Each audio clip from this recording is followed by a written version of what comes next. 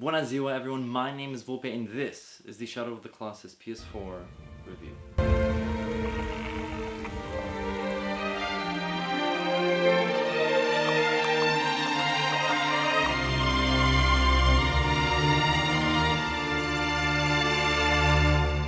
Now really quick before I get into anything, I just want to say I don't want to make this a really long review like my last, like my Spider-Man review. I just want to make this a little shorter review, just for something in between Spider-Man and Red Dead Redemption 2 because I cannot wait for that. So just want to let you guys know, hopefully it's going to be a little shorter, but we'll see in editing. Now, I have heard from so many different people how amazing this game is, that you need to play this game. And I was actually really excited to play this. Okay, I installed it, started playing it, and I had a lot of fun. So I'm gonna make this review how I usually regularly do it. Let's start with the story. I believe you play as a boy. I could be wrong, but his name is Wander, and he has his girlfriend or his wife. I'm not exactly sure, and she's, I believe, unconscious or dead. And you bring her to this temple, and you lay her on the shrine, and basically these two voices, it's one voice, but it's like a man and a woman overlapped and synced together, and they kind of give you instructions on how to save her life and how to bring her back to life. And part of bringing her back to life is to destroy or kill these 16 colossi. And that leads me to my next point, the 16 different colossi. Whew, okay, this game, this is where it gets interesting. There are, as I said, 16 different ones, and they're all very different, and they're all in different locations, and there's this huge map in this game, and I don't want to say huge, but it's quite large, and they're all in all these different locations, and they do a great job of spreading them out, and every single one is different, and they all have their own unique style and how they look, and how you're supposed to attack them and different attack patterns, and they do a great job there. But to get around this map, you need some sort of transportation, and that's where your trusty steed comes in. I believe his name is Agro, because I can't really understand what the protagonist is trying to say as I'm getting shot at and hit with all these different colossi, but that's his name, Agro. And, okay, first of all, the horse is awesome, okay, the character. The controls are awful. I have never in my life have been more frustrated with horse controls than in this game. Okay, I get it. It came out on PS2, then on PS3 again as a remaster or whatever, HD, technically remastered, and then now on PS4. I don't know if they changed the horse controls, but I pray to God that if they come out with a PS5 version that they do, because it was disgustingly bad. Agro.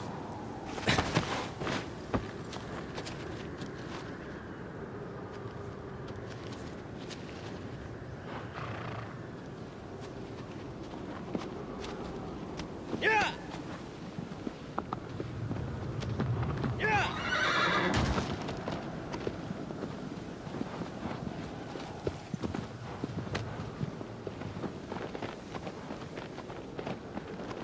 Yeah.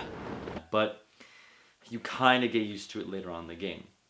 But Agro does have some really interesting things to him.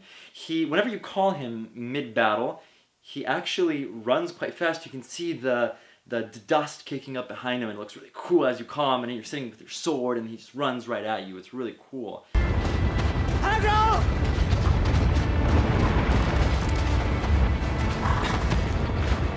And he's very responsive when you call him, and if there's a huge colossi fight, because there are some colossi that are in this big open field, and they glide around, or they kind of float in midair, he'll follow you. So when the time comes for you to jump off the colossi, he'll be very, very near. So all you have to do is call him, and he'll be right there. It's really cool.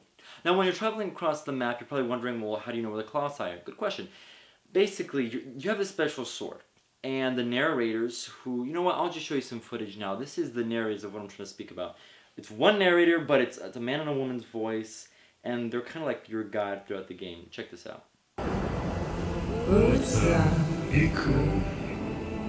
You called us. You do you mean?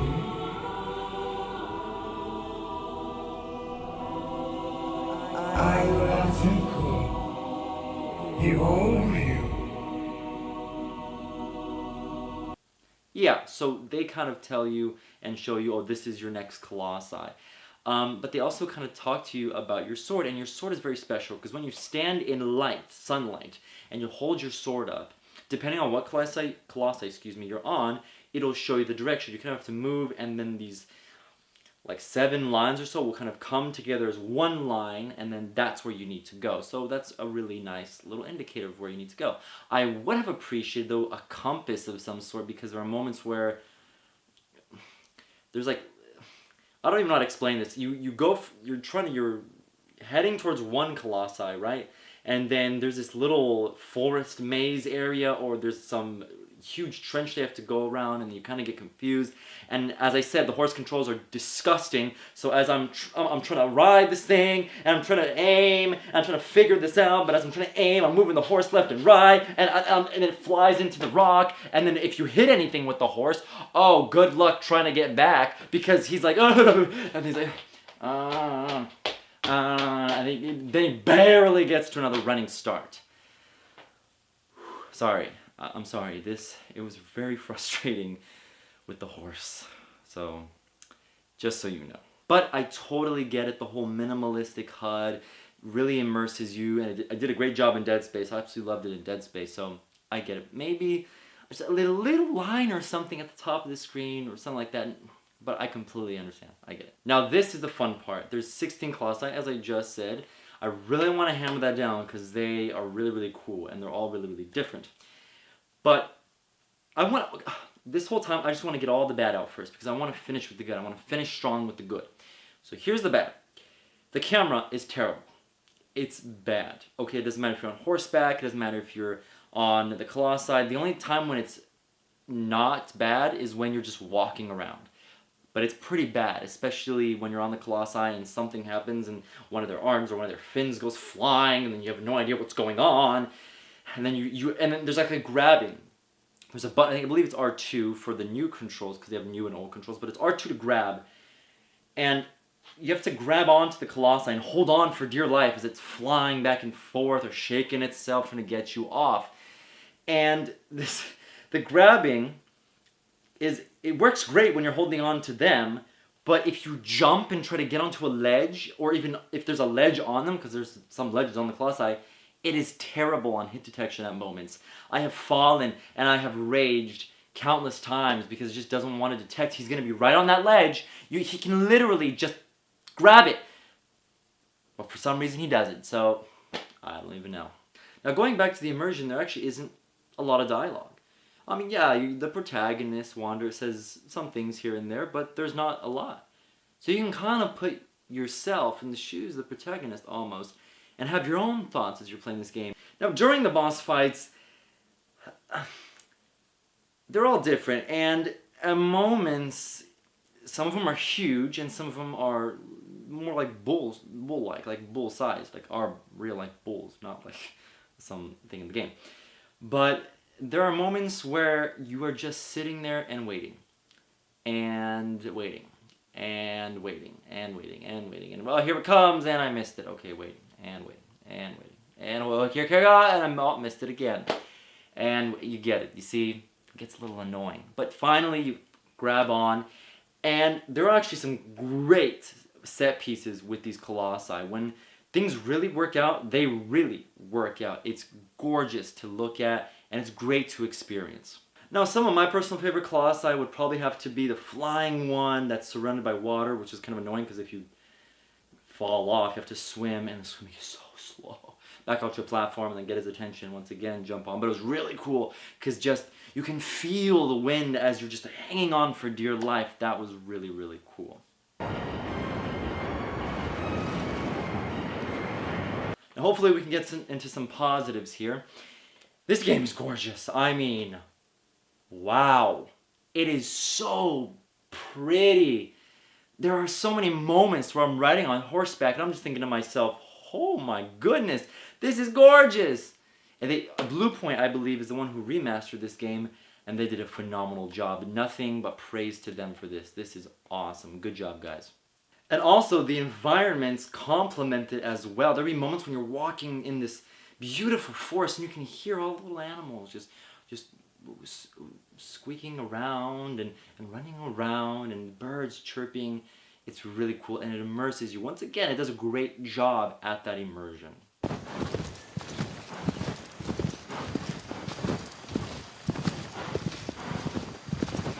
So once you're done beating the game, you actually have a couple extras here and there. And you can look at some concept art and some comparisons. It's not like crazy stuff, but it's just a little nice thing on the side after you're done and you feel a little accomplishment. Now, I wanted to save the best for last, and that has to be the soundtrack.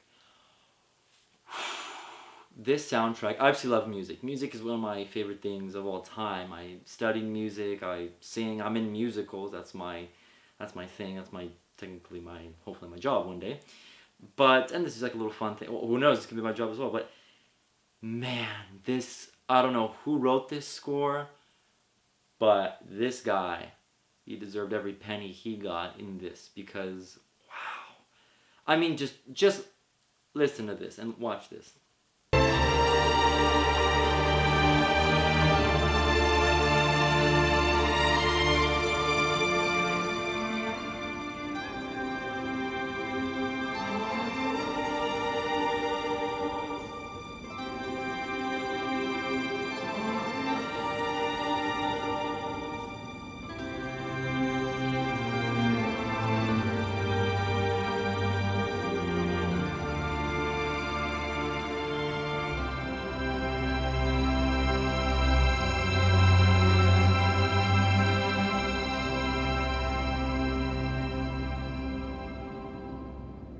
Right? Come on, that was phenomenal.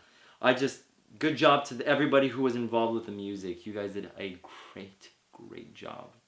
So, the final score for Shadow of the Colossus, remastered on the PlayStation 4 by Bluepoint Games. What does it earn? I want to give this a really high score. I want to bling it up there and forget about it. But I'm not alone here.